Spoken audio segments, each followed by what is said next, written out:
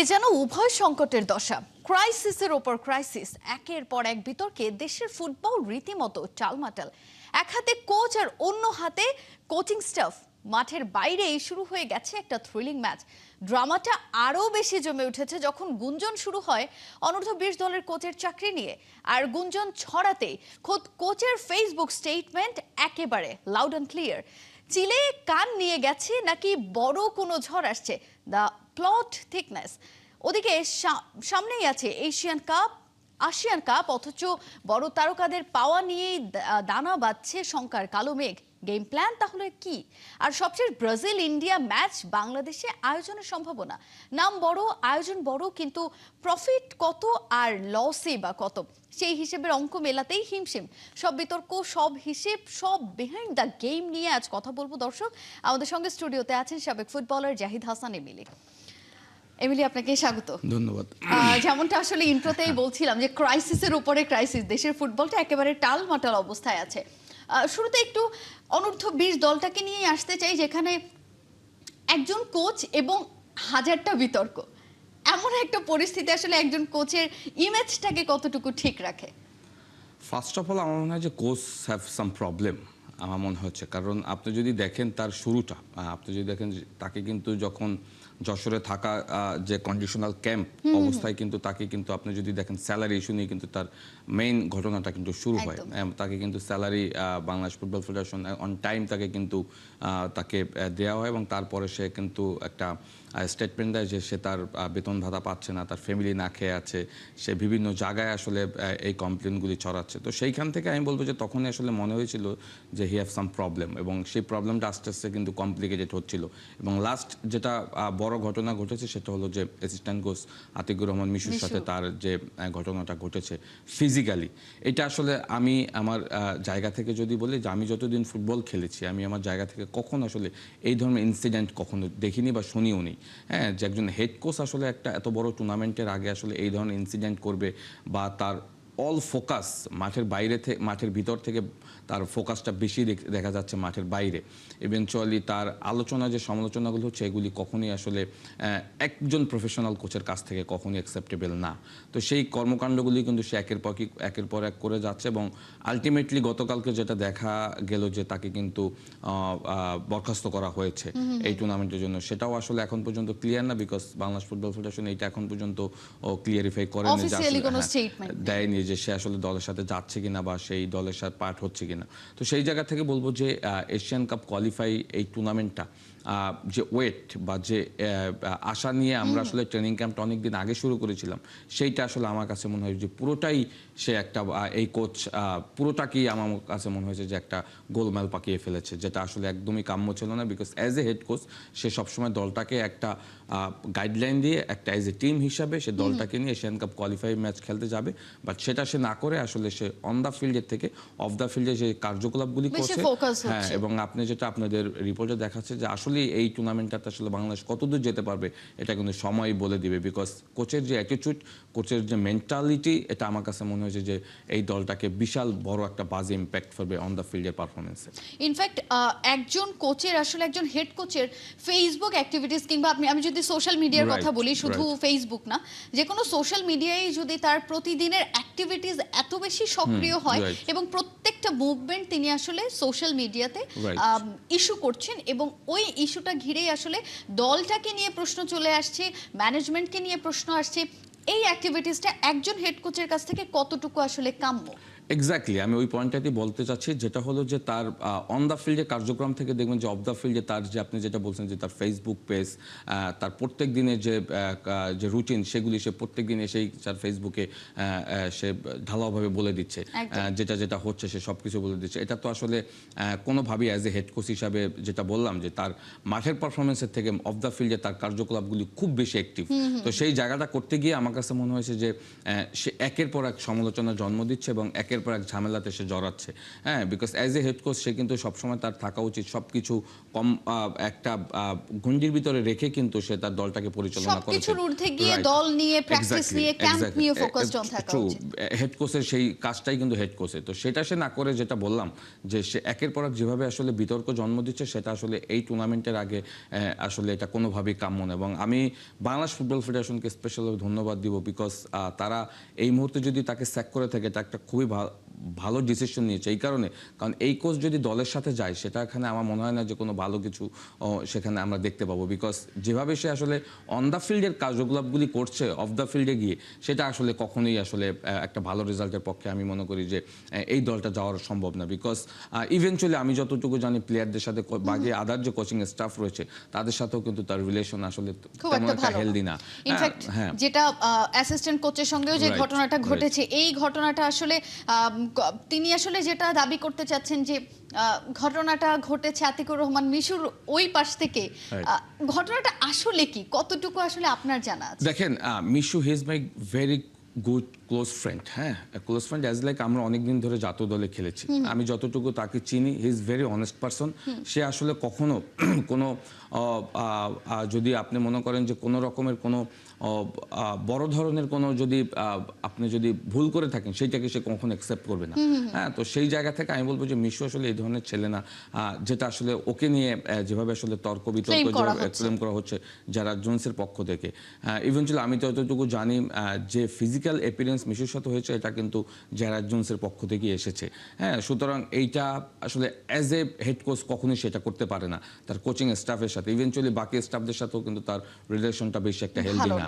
হ্যাঁ, তো সেই জায়গা থেকে আমি বলবো যে এটা আসলে এই কোচ আমার কাছে মনে হয়েছে যে হি হ্যাভ সাম প্রবলেম, তার মানসিক কোনো প্রবলেম রয়েছে আই থিঙ্ক। আদারওয়াইজ একটার পর একটা এরকমের কাণ্ড ঘটিয়ে যাচ্ছে, এটা আসলে অ্যাজ এ হেড কোচ এটা কখনোই আমি কোনোদিন পৃথিবীর কোনো ফুটবল কোচকে আমি দেখিনি। বিকজ ইভেনচুয়ালি আপনি যদি একটা জিনিস তাকে দেখেন, সে লাস্ট ঘটনার পরে কিন্তু সে পুলিশকে কল করেছে, ইভেনচুয়ালি লাস্ট তাকে তার একটা স্টেটমেন্টে দেখেছি সে ব্রিটিশ পুলিশদেরকে জানিয়েছে, সে ব্রিটিশ এম্বাসি এখানে যেটা রয়েছে তাদেরকে জানিয়েছে সিকিউরিটি পারপাস। সো এইটাকে আপনাকে কি মেসেজ দিচ্ছে?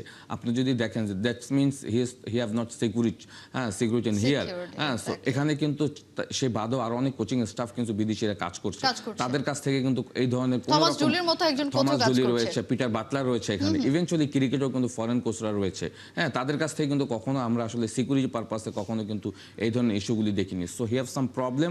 আমার কাছে মনে হয়েছে যে তাকে নিয়ে এখনই ভাবা উচিত, যেহেতু তার সাথে একটা লং টার্ম কন্ট্রাক্ট রয়েছে, লং টার্ম। সো ওই জায়গাটা থেকে আমি মনে করি অ্যাজ সুন অ্যাজ পসিবল তাকে নিয়ে একটা Bangladesh football federation definitely president Tabid ভাই ইজ ভেরি, আমার মনে হয় যে এই ব্যাপারে খুবই স্ট্রিক্ট। আমার মনে হয় যে সে ডেফিনেটলি এটা নিয়ে চিন্তা করবে এবং অ্যাজ সুন অ্যাজ পসিবল তাকে নিয়ে ভাবা উচিত। বিকজ এই যে সিকিউরিটি পারপাসে যে ইস্যুগুলি সামনে আনছে এটা কিন্তু আমাদের দেশকেও কিন্তু আমাদেরকে ফেলে দেয়। বিকজ একজন ফরেন কোচ বা একজন ফরেন পার্সন যখন আপনার সিকিউরিটি ইস্যুগুলি নিয়ে কথা বলবে, দ্যাট মিনস এখানে অনেক কিছু হয়তো আমার কাছে মনে হয় যে সামনে আসার আর অনেক উপলক্ষ আসতে পারে। তো সেই জায়গা থেকে আমি মনে করি যেটা নিয়ে কাজ করা উচিত। ইনফ্যাক্ট এখন যদি আসলে কোচকে, গতকাল আসলে যে গুঞ্জনটা চারিদিকে ছড়িয়ে পড়েছে যে কোচকে আসলে স্যাক করা হয়েছে এবং বাফুফের পক্ষ থেকে আমরা কোনো অফিসিয়াল স্টেটমেন্টও পাইনি, সেই জায়গাতে যদি আসলে তাকে স্যাক করা হয়েও থাকে সেটা হয়তো পর্দার আড়ালেই আছে, হয়তো বা না, আমরা আসলে জানি না। একটা বড় একটা ধোঁয়াশার মধ্যেই আসলে দেশের ফুটবলটা এখন আছে। যদি একদম টুর্নামেন্টের আগ মুহূর্তে, ইনফ্যাক্ট ক্যাম্পটাও বাতিল হয়েছে, গতকাল একটা প্রেস কনফারেন্স ছিল সেটাও পোস্টপন্ড হয়েছে। সো এইরকম একটা সিচুয়েশনে যদি কোচকে আসলে স্যাক করা হয়, দলটার জন্য আসলে এই টুর্নামেন্টে পার্টিসিপেট করাটা আসলে অনেক বড় একটা চ্যালেঞ্জ হয়ে যাবে কিনা? না, চ্যালেঞ্জ অলরেডি এটা একটা চ্যালেঞ্জের ভিতর পড়ে গিয়েছে। আর আপনি যেটা বলছেন যে ক্যাম্প সম্ভবত বন্ধ হয়নি, ক্যাম্প চলছে, বাট প্রেস কনফারেন্স ছিল সেটা থাইল্যান্ডে যে একটা ক্যাম্প হওয়ার কথা ছিল, বিকজ আপনি জানেন 31 তারিখ থেকে কিন্তু উজবেকিস্তানে খেলাটা শুরু হয়ে যাবে। হ্যাঁ, সো শর্ট টাইম, আজকে কিন্তু অলরেডি 26 তারিখ, আগামীকালকে কিন্তু তাদের ট্রাভেল করার একটা ডেট ছিল, তো সেইটা হয়তো পিছিয়ে গিয়েছে। আমার কাছে মনে হয়েছে যে যারা একজন যদি টিমের পার্ট নাও হয়, এখানে যারা অ্যাসিস্ট্যান্ট কোচ রয়েছে বা বাকি যারা স্টাফ রয়েছে তারা দে অলসো আর ক্যাপাবেল। আমার কাছে মনে হয় যে তারা এই দলটাকে প্রপার হ্যান্ডেল করার মতো তাদের সেই শক্তিটা রয়েছে। বাট মেইন ফ্যাক্ট হলো যে একজন কোচ যখন আসলে একটা টুর্নামেন্টের আগে স্যাক হয়ে যায় বা তাকে যদি বরখাস্ত করা হয়, তখন দলের উপরে তো একটা প্রভাব পড়ে। ব্যাড ইম্প্যাক্ট ডেফিনেটলি পড়বে, বাট সেইটা রিকভার করার মতো ক্ষমতা আমার মনে হয় যে দলের ভিতরে রয়েছে। বিকজ আপনি যদি দলটা দেখেন, দলটা কিন্তু খুব ভালো একটা দল, দারুণ একটা দল, হ্যাঁ, এবং এই দলটা নিয়ে কিন্তু প্রত্যাশা অনেক বেশি ছিল, Right, কারণ right. তারা যখন এর আগে সাফল্যটা নিয়ে আসছে, রোনান ডেকলান যখন Right. দেশের পতাকাটা প্রথমবারের মতো উঁচিয়ে ধরে আসলে এত বড় একটা সাফল্য নিয়ে আসছে, সেই Exactly. জায়গা থেকে ধারণা করাই হচ্ছিল যে এশিয়ান কাপের এই মঞ্চে গিয়ে তারা আসলে আরো বড় কোনো সাফল্য নিয়ে আসবে, অ্যাজ ওয়েল অ্যাজ সেখানে অ্যাডাম আব্বাসদের মতো ফুটবলারও ইনক্লুড হয়েছে। এক্স্যাক্টলি অ্যাডাম আব্বাস, ইভেনচুয়ালি আমাদের এখানে যারা রয়েছে ফয়সাল, তারপরে মোর্শেদ, এদের মতো ট্যালেন্ট, মিঠু, এদের মতো ট্যালেন্টেড প্লেয়ার কিন্তু এই এবং দলের এই প্লেয়ারগুলো অনেক দিন ধরে একসঙ্গে খেলছে। এক্স্যাক্টলি ইভেনচুয়ালি আন্ডার 17 যখন এই দলটা ছিল, ম্যাক্সিমাম প্লেয়ারের সাথে আমার কাজ করার সুযোগ রয়েছে, বিকজ আমি ওই দলটা ম্যানেজার ম্যানেজার ছিলেন। সো আমি ওদেরকে খুবই জানি, দে আর ভেরি ডেডিকেটেড, তারা মাঠে পারফরমেন্স করার জন্য সবসময় খুব উন্মুখ হয়ে থাকে। সো আমি মনে করি ইভেনচুয়ালি ওই সময়টা কিন্তু দলের পার্টি হিসেবে মিশুও ছিল, মিশু কিন্তু এই দলটার সাথে একদম ওই ইউথ লেভেল থেকে একদম গ্রাজুয়ালি কিন্তু ওই দলটাকে নিয়ে নিয়ে কিন্তু এই পর্যায়ে আসছে। সো আমি মনে করি যে দলটাকে যদি মেন্টালি বুস্ট আপ করা যায়, দলটা কিন্তু খারাপ করবে না। হ্যাঁ, যদিও জারাদ জোন্সের ঘটনা বা বিভিন্ন ঘটনার ইস্যুর কারণে প্লেয়ারদের ভিতরে হয়তো ব্যাড একটা ইম্প্যাক্ট পড়তে পারে, বাট আমার কাছে মনে হয় সেটা কাউন্সিলিং করার মাধ্যমে তাদেরকে, আমার কাছে মনে হয় যে তাদের পরিবর্তন করা যাবে। জোন্সের যে আচরণটা, এইটার জন্য আসলে যদি কোনো শাস্তির বিধান থেকেও থাকে, নিশ্চয়ই এ ধরনের বিহেভিয়ারের এগেইনস্টে কোনো শাস্তি আছে। বাফুফের যেই ল আছে সেখানে, বা ফুটবলের যে ল আছে সেখানে কি ধরনের শাস্তি হতে পারে, ছোট করে একটু আমি শাস্তির থেকে মেইন বলবো যে সে সিকিউরিটি পারপাসে যেভাবে ইস্যুগুলি সামনে আনছে, এইটা নিয়ে আমার কাছে মনে হয় যে একটা তদন্ত করা উচিত এবং একটা কমিটি করে দেয়। ইনফ্যাক্ট যে ঘটনাগুলি প্রথম থেকে ঘটেছে তার একটা সামারি তৈরি করে তার এগেনস্টে যে শাস্তিটা রয়েছে, প্রপার যে জাজমেন্টটা রয়েছে, সেইটা খুব অ্যাজ সুন অ্যাজ পসিবল করা উচিত। আদারওয়াইজ ও কিন্তু একের পর এক এ ধরনের কিন্তু কমপ্লিকেটেড কাজগুলির কিন্তু জন্ম দিতেই থাকবে, এবং ফুটবলটা আরো বিতর্কিত হতে থাকবে। বিকজ আমরা কিন্তু জানি যে আমাদের ফুটবলটা কিন্তু খুব ভালো একটা শেপে রয়েছে, একটা ভালো প্রোগ্রেস করছে সামনে দিকে। জাতীয় দল থেকে এই ব্রাজিলের মতো দল আসলে এখন এখানে এসে আমাদের সাথে খেলতে চাচ্ছে। হ্যাঁ, সো এটাই বোঝা যায় যে আমরা আসলে ফুটবলে খুব ভালো একটা অবস্থান তৈরি করছি। সো সেই জায়গা থেকে আমি বলবো যে এটার একটা শুরু খুব তাড়াতাড়ি হওয়া উচিত। যেটা বলছিলেন যে ব্রাজিলের এই আলোচনাটাই একটু আসতে চাই। ব্রাজিলের প্রতিনিধি দল বাংলাদেশে সফর করে গেছে, তারা বিভিন্ন ফিল্ড দেখে গেছেন, কিন্তু ইন্ডিয়ার এগেইনস্টে ব্রাজিলের ম্যাচটা বাংলাদেশের মাটিতে হবে, এইটা তো আসলে বাংলাদেশের লাভ লসের হিসাবটা আসলে কতটুকু সলিড বলে আপনার মনে হয়? দেখেন, এইটা সম্পর্কে এখন পর্যন্ত কিন্তু কোনো ক্লিয়ার মেসেজ কারো কাছেই নাই আসলে যে কি হতে যাচ্ছে। ইনফ্যাক্ট একটা গুঞ্জন আছে যে তারা হয়তো ইন্ডিয়ারই অন্য কোনো ভেনিউতে খেলার এখন চেষ্টা করছে, এরকম একটা গুঞ্জনও আছে। এক্স্যাক্টলি, প্রতিনিধি দল এখানে আসছে যে আসলে এখানে কোনো ধরনের ম্যাচ খেলার সুযোগ সুবিধা আছে কিনা, আমাদের ভেন্যুটা ঠিক আছে কিনা, প্র্যাকটিস গ্রাউন্ড কোনো অবস্থা আছে, সেইটা তারা অবজার্ভ করে গিয়েছে। হ্যাঁ, ইনফ্যাক্ট ইন ফিউচার যদি বাংলাদেশের সাথে কোনো রকম ম্যাচ তারা যদি এখানে খেলতে পারে, সেটা বিশাল একটা বড় ব্যাপার হবে। বিকজ তারা কিন্তু অলরেডি বিশ্ব ফুটবলের কিন্তু সবাই জানে যে বাংলাদেশে আসলে আর্জেন্টিনা এবং ব্রাজিলের ফ্যান বেস কতটা স্ট্রং। হ্যাঁ, তো সেই জায়গা থেকে তারা কিন্তু বেসিক্যালি আসলে ইন্ডিয়ার আর ফ্যাসিলিটিস ইনশোর করার জন্য যে সেখানে ম্যাচ খেলার জন্য আসলে প্রপার প্র্যাকটিস গ্রাউন্ড বা ওই মাঠগুলি আসলে ব্রাজিলের সাথে যাবে কিনা। তো সেইটা দেখতে এসে আসলে আমার কাছে, আমি যতটুকু আমার তথ্য আছে যে তারা আসলে যে ভেন্যুতে ম্যাচ হবে তার আশেপাশে প্র্যাকটিস গ্রাউন্ডগুলি চেক করার সময় কিন্তু তারা বেশি একটা হ্যাপি ছিল না, যার কারণে কিন্তু তাদের একটা প্রতিনিধি দল বাংলাদেশ আসে যেখানে আসলে দুই একটা প্র্যাকটিস সেশন করা যায় কিনা, দেন গিয়ে ইন্ডিয়াতে ম্যাচ খেলা যায় কিনা। তো সেটাও যদি হয়, সেটাও আমি বলবো যে বিশাল একটা ব্যাপার। বাট আনুষ্ঠানিকভাবে আসলে Brazil football federation Bangladesh football ফেডারেশনকে কোনো ধরনের প্রস্তাব দিয়েছে কিনা ম্যাচ খেলার জন্য, সেটা তো আমি আপনি এখন পর্যন্ত জানি না। বিকজ দুইটা পক্ষ থেকেই কিন্তু কোনো রকমের কোনো মেসেজ এখন পর্যন্ত জানানো নেই। সেটা যদি হয়, এটা ডেফিনেটলি বাংলাদেশ ফুটবলের জন্য বিশাল একটা ব্যাপার হবে। তারপর আমি বলবো যে 2011 সালেও কিন্তু আর্জেন্টিনা আমাদের দেশে খেলে গিয়েছে। আলটিমেটলি এই ধরনের একটা ম্যাচ আসলে একটা দেশের ফুটবলের কতটা পরিবর্তন করতে পারবে, সেটাও বাংলাদেশ ফুটবল ফেডারেশন ভাববে। বিকজ এটার পিছনে কিন্তু অনেক বিশাল বড় একটা কমার্শিয়াল, একটা ডিপ্লোমেসিও তো আছে এখানে। যেমন আমি যদি আপনাকে একটু বলতে চাই যে বাংলাদেশের গতকালই আমাদের ক্রীড়া প্রতিমন্ত্রী আমিনুল হক যেটা বলেছেন যে এই ম্যাচটা এই দেশে আয়োজন হলে, বাংলাদেশে আয়োজন হলে বাংলাদেশের লাভের আসলে কোনো জায়গা নাই। ইনফ্যাক্ট সরকার এখন চাচ্ছেও না সেখানে আসলে খুব একটা বেশি ব্যয়ের ভারটা বহন করতে। সেই জায়গায় যদি আসলে এখন ব্রাজিলকে এই হেল্পটা আমরা না করি, বা এই জায়গাটাতে যদি আমরা সক্রিয় না হই, অদূর ভবিষ্যতে কি ব্রাজিলের সঙ্গে বাংলাদেশের ম্যাচটা আয়োজন যদি হওয়ার একটা সম্ভাবনা জেগেও থাকে, সেটাই কি কোনো প্রভাব পড়বে কিনা? না, আমি আসলে ওই ধরনের কোনো প্রবলেম বা ওই ধরনের কোনো কমপ্লিকেটেড দেখছি না। এই কারণে, কারণ ব্রাজিল আসলে খুব আগ্রহ নিয়েই কিন্তু এখানে আসছে। হ্যাঁ, সো সেইটা এই না যে তাদের সাথে ম্যাচ পোস্টপন্ড হলে বা ম্যাচ না খেললে বা তাদেরকে না করে দিলে তাদের সাথে রিলেশনটা আমাদের পরের সময় প্রোগ্রেস হবে না, সেটা আমি বিশ্বাস করি না। ডেফিনেটলি ব্রাজিলের কিন্তু আমাদের দেশের ফুটবলের প্রতি একটা অন্যরকম সিম্পিতি এখন তৈরি হয়েছে লাস্ট ওয়ার্ল্ড কাপের পর। আপনি যদি এলিসন বেকার বা মেথুস কোনিয়ার যদি আপনি ইন্টারভিউগুলি দেখেন, হ্যাঁ, তারা যেভাবে বাংলাদেশের নাম নিয়ে কথা বলছে, তো সেখানে আমি বলবো যে তাদের কিন্তু এখন আমাদেরকে নিয়ে তাদের অন্যরকম একটা সিম্পিতি তৈরি হয়েছে। তো সেখান থেকে ইন ফিউচার হয়তো তারা কোনো ধরনের আনুষ্ঠানিকভাবে ম্যাচ খেলার প্রস্তাব দিলে বা আমরা দিলে ডেফিনেটলি তারা সেটা খুব তাড়াতাড়ি অ্যাকসেপ্ট করবে। বিকজ আপনি জানেন যে সময়টা আসলে ইন্ডিয়াতে ব্রাজিল দল আসবে, ওই সময়টা কিন্তু বড় একটা ফিফা উইন্ডো রয়েছে। ওই সময়টা কিন্তু বেশ কিছু ম্যাচ খেলার সুযোগ পাচ্ছে বিভিন্ন দেশ।